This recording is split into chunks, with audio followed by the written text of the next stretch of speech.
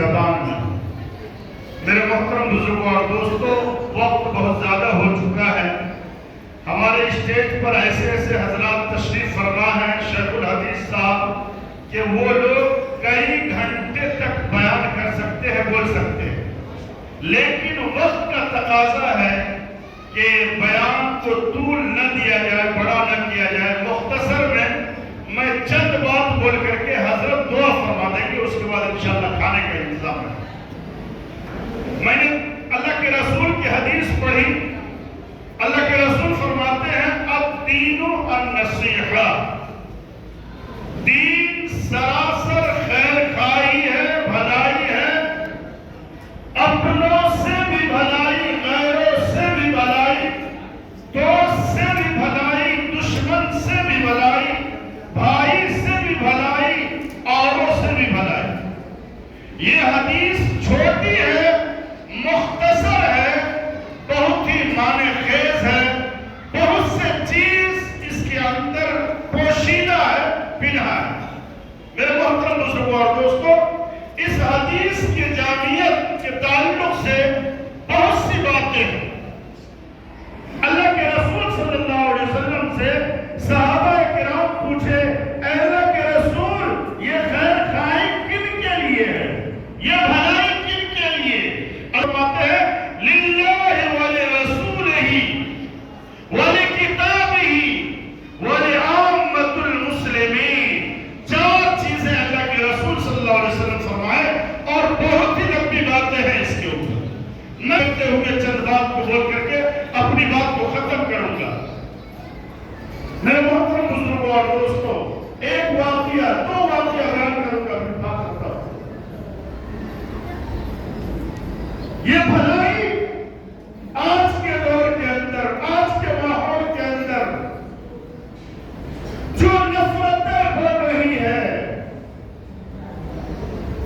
جو دوریاں ہو رہی ہے، جو بگاڑ پیدا ہو چکا ہے، اللہ کے رسول کی زندگی کو چند ذریعے سے آپ دیکھ لیں۔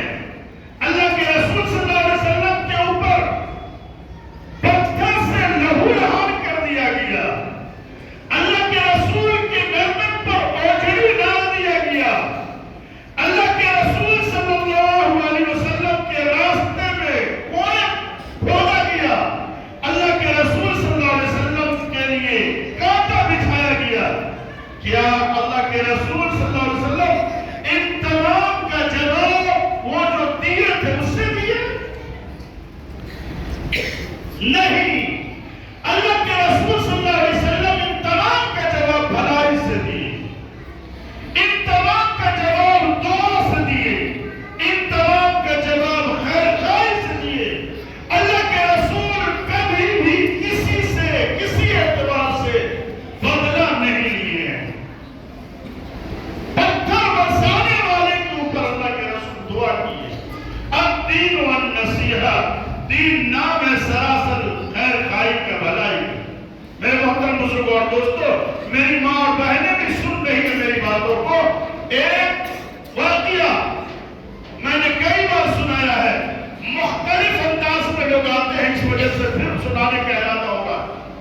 ایک بہت بڑی شخصیت حضرت احمد علی لاہوری رحمۃ اللہ علیہ، یہ سکھ گھرانے سے تھے، سردار جی تھے۔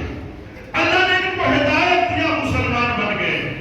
مسلمان بننے کے بعد دیوبند میں داخلہ لیے، عالم کورس کر رہے تھے، آخری سال کا، 2 کا سال۔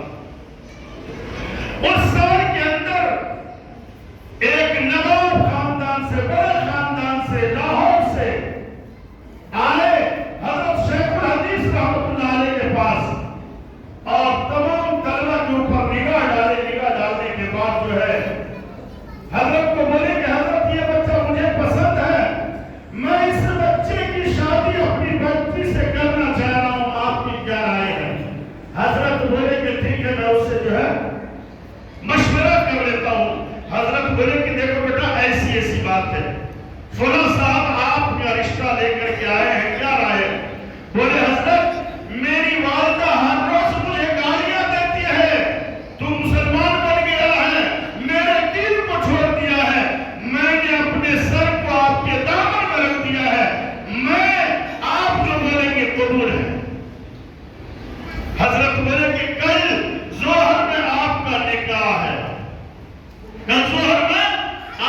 نکاح ہے،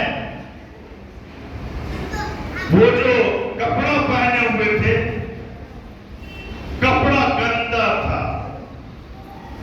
دوستوں نے ساتھیوں نے مشورہ دیا ایسا کرو اپنے کپڑے کو دھل لو،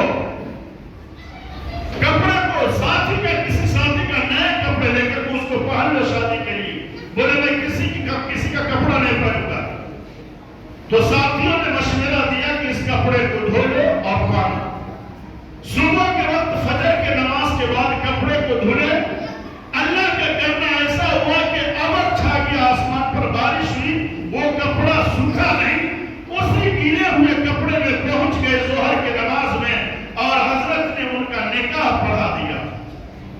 نکاح ہونے کے بعد رخصتی ہو گئی، دونوں میاں بیوی ساتھ رہنے لگے، تقریباً 2 سال کے بعد بیوی جب اپنے میکے جاتی ہے ماں کے پاس تو ماں پوچھتی ہے بیٹی شوہر کو کیسا پائی؟ بیٹی جو جواب دیتی ہے وہ سونے کے حرف سے لکھنے کے قابل ہے، ہم تمام کے لیے عبرت کا مقام ہے، اس سے ہمیں عبرت حاصل کرنی ہے۔ بیٹی جواب دیتی ہے امی میں یہ سنا کرتی تھی کہ آدمی عورت یا مرد مرنے کے بعد جنت میں جائے گی اور جائیں گے، میں یہ 2 سال تک جنت میں تھی، میں یہ 2 سال تک جنت میں تھی، میرے شوہر کو رہنے کو گھر نہیں، پہننے کو کپڑا نہیں، کھانے کو کھانا نہیں، لیکن میرے شوہر نے مجھے پیار دیے، محبت دیے، شریعت دیے، دین دیے، نماز دیے، میں جنت میں تھی یہ 2 سال تک۔ میرے بھائیوں آج ہماری ماں اور بہنیں، ہماری بیویاں، ہمارے بچے اپنے ماں باپ کے خیر، اپنے شوہر کے خیر خواہی کے الفاظ کو سننے کے لیے ترس رہے۔ اگر ہم اللہ کے رسول کی اس حدیث پر عمل کریں گے ہمارا گھر جنت بن جائے گا۔ میں ایک اور بات بول کر کے اپنی بات کو انشاءاللہ ختم کر دوں گا، بالکل مختصر میں ایک لطیفہ لکھا ہے کتابوں، بہت پیارا لطیفہ ہے، آج کے دور کے اعتبار سے لکھا ہے کتابوں میں، 2 تینوں ایک کمپنی میں کام کرتے تھے، تینوں کو چھٹی ملی، تینوں ارادہ کیے کہ ہم جو ہے مثال کے طور پر حیدرآباد سے بامبے کا سفر کریں، تفریح کر کے آئے، 1 ہفتے کی چھٹی، وہ تینوں 1 ہفتے کے سفر پر گئے۔ آج کا دور نہیں ہے کہ 1 گھنٹے میں بامبے پہنچ جائے، فلائٹ کا دور، وہ دور جو تھا خود توشہ لے کر کے جانا، جتنے دن رہیں گے جتنے دن اتنے دن کا توشہ لے کر کے جانا، وہاں کھانا، پھر وہ توشہ بچا کر کے گھر واپس کرنا۔ تینوں دوست گئے، واپسی ہو رہی تھی، واپسی میں جو ہے سب کا کھانا ختم ہو گیا، اتنا کھانا باقی تھا کہ کوئی 1 کھا سکتے ہیں، 1 کا پیٹ بھر سکتا ہے۔ تینوں رات کے وقت ایک جگہ پڑاؤ ڈالے، مشورہ کیے کہ ایسا کرتے ہیں تینوں جو سوئیں گے، جو سب سے اچھا خواب دیکھے گا وہی یہ کھانا کھائے۔ اور یہ تینوں کون تھے؟ ایک یہودی، ایک نصارہ، ایک مسلمان۔ یہودی، نصارہ، مسلمان بھائی، تو خواب تینوں دیکھنے کے بعد آئی کہ جو اچھا خواب دیکھے گا وہ کھانا کھائے گا، لہذا تینوں جو ہے اپنی اپنی جگہ پر دیکھا لیے، یہودی بھائی ایک طرف گھراتے لینے لگے، نصارہ بھائی دوسرے طرف گھراتے لینے لگے، مسلمان بھائی دیکھا کہ یہ دونوں سو گیا ہے، بیٹھا اور پورے کھانا کھا لیا، کھا کر کے آرام سے سو گیا، کھرراٹا لے رہا زبردست۔ اب یہ دونوں کو بھوک لگی ہوئی تھی، دونوں اٹھے، بھوک کی وجہ سے جب بھائی کو اٹھاتے ہیں اپنا اپنا خواب بیان کریں گے پھر کھانا کھائیں گے، تو ان کو اٹھائے خواب بیان کر رہے، یہودی بھائی سے پوچھے بھائی آپ نے کیا خواب دیکھا؟ بولے میں جیسے ہی خواب دیکھا، جو سب سے اچھا خواب دیکھے گا وہ کھانا کھائے گا، بولے جیسے ہی میں سویا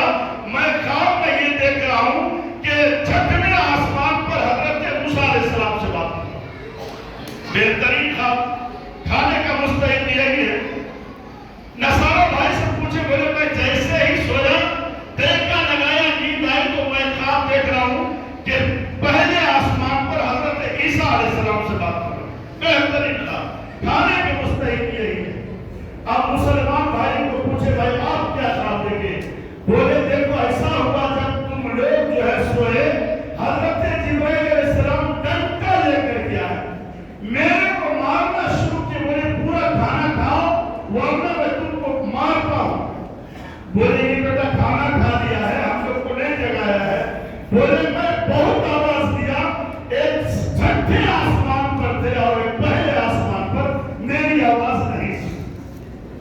میرے محترم بزرگوار دوستو، حضرت لکھتے ہیں آج مسلمان جس چیز میں قدم رکھتے، نعرہ تکبیر اللہ اکبر سب سے آگے، شراب میں سب سے آگے، جھوٹ میں سب سے آگے، فلم میں سب سے آگے۔